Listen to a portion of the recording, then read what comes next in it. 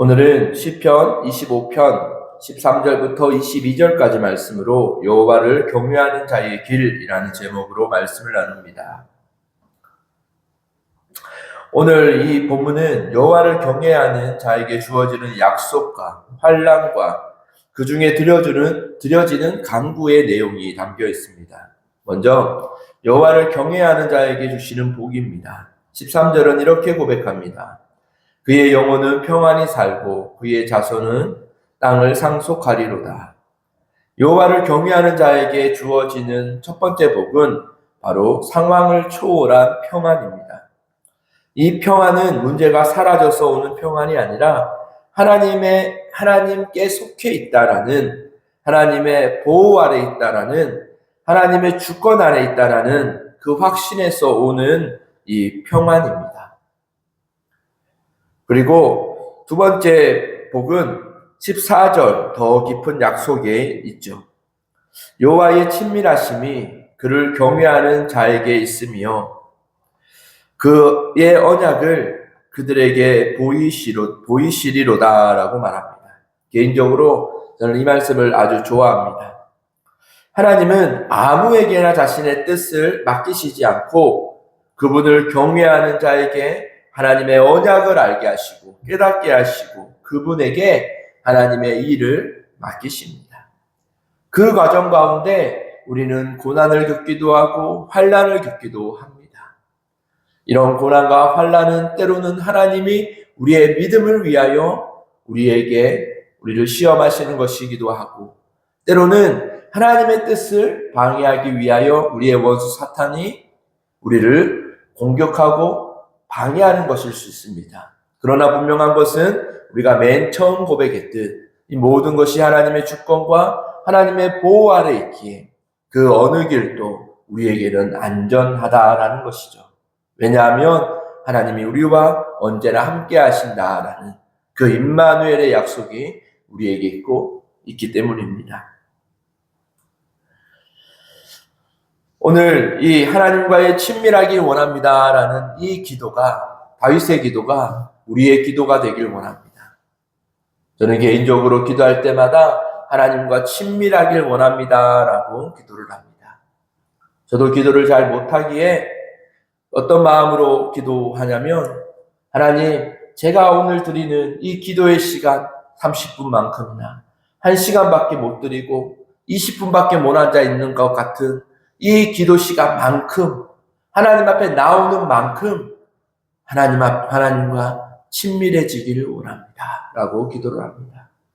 여러분들, 우리가 말씀을 읽을 때나 기도의 연약한 모습 가운데 있을 때나 하나님을 사모함으로 하나님 예배에 나올 때나 그 시간만큼이라도 우리는 날마다 하나님과 가까워지는 그 은혜가 우리에게 부어지기를 간절히 소망합니다. 그리고 이것이 우리의 기도의 제목이 되기를 원합니다. 그리고 15절은 또한 이렇게 고백합니다. 내 눈이 항상 여호와를 바라봄이라고 합니다.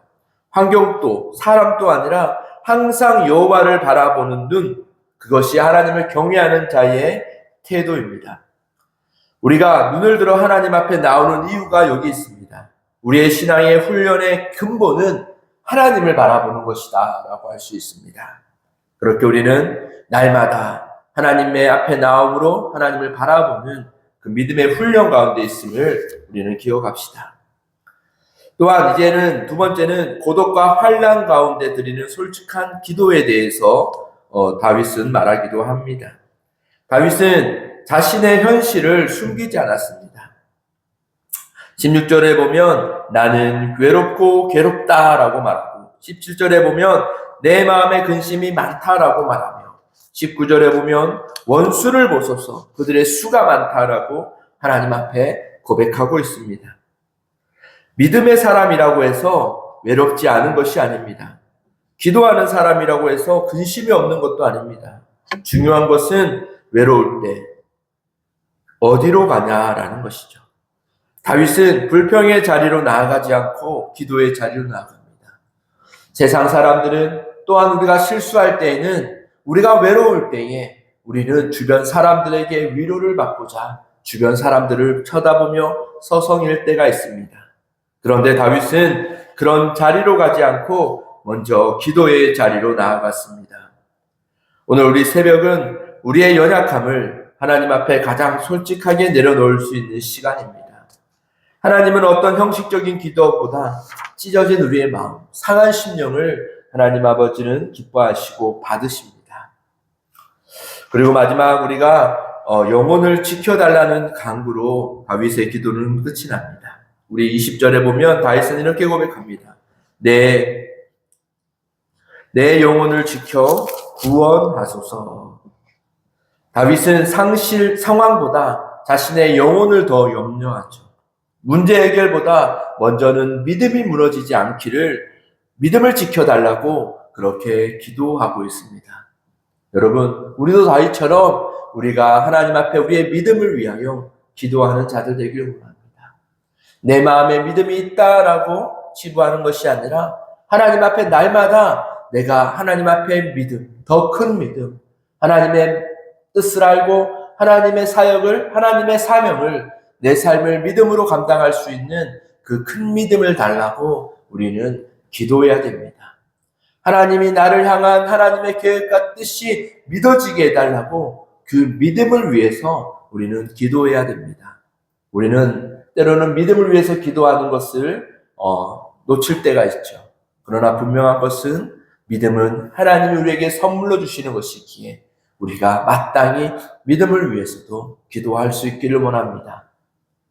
개인적으로 저는 저 자신과 우리 성도들, 우리 자녀들을 위해서 이런 기도들을 합니다. 하나님, 믿음에 믿음을 더하시고 이 세상 가운데 세상이 감당하지 못할 그 믿음으로 우리를 세워달라라고 기도합니다. 이런 믿음의 고백이 우리 함께 하는 기도 제목이 되기를 원합니다. 그리고 21절에는요, 또 이렇게 말하죠. 온전함과 정직함이 성실과 내가 주를 바라보니 성실과 정직으로 나를 보호하소서라고 말합니다. 고난 속에서도 다윗은 타협하지 않기를, 어둠 속에서도 다윗은 정직함을 놓치지 않기를. 오늘 새벽은 문제를 바꾸는 기도 전에 나를 지켜달라. 이 세상 가운데 하나님 앞에서의 성실과 정직으로 나를 보호해달라라고 기도하는 시간이죠. 그리고 다윗의 고백은요, 마지막으로 22절로 흘러갑니다.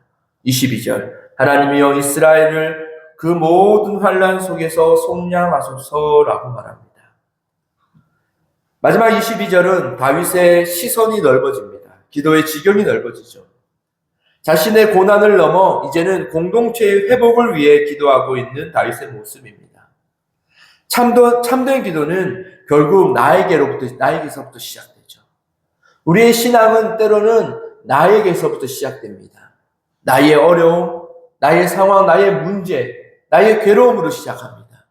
그러나 우리가 하나님 앞에 이 나의 문제, 나의 어려움을 하나님 앞에 가지고 나아가면 하나님 안에서 참된 복, 그 평안이 우리에게 임하고 그 평안이 임하여 하나님의 마음을 우리가 알아가다 보면 결국 우리는 하나님이 바라보시는 그 공동체와 교회와 이 땅과 이 세대를 위하여 우리는 기도의 마음이 넓어지고 확장되는 것이죠.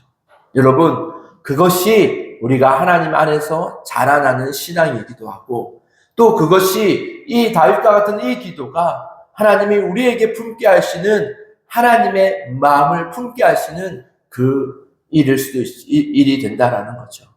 그렇게 성경은 먼저 그의 나라와 그의 의를 구하라라고 말씀하시죠. 그리하면 내 모든 것들을 내게 더하시리라라고 말합니다.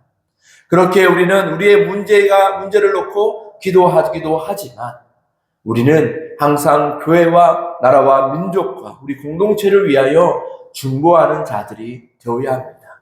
그것이 하나님이 우리를 향한 하나님의 뜻임을 우리는 기억하며 오늘 하루도 우리의 기도의 지경과 우리의 생각의 지경이 넓어 하나님의 나라를 위하여 우리가 꿈꾸며 하나님을 바라보며 우리의 시선을 하늘로 향하여 살아가는 귀한 하나님의 자녀들 되기를 소망합니다.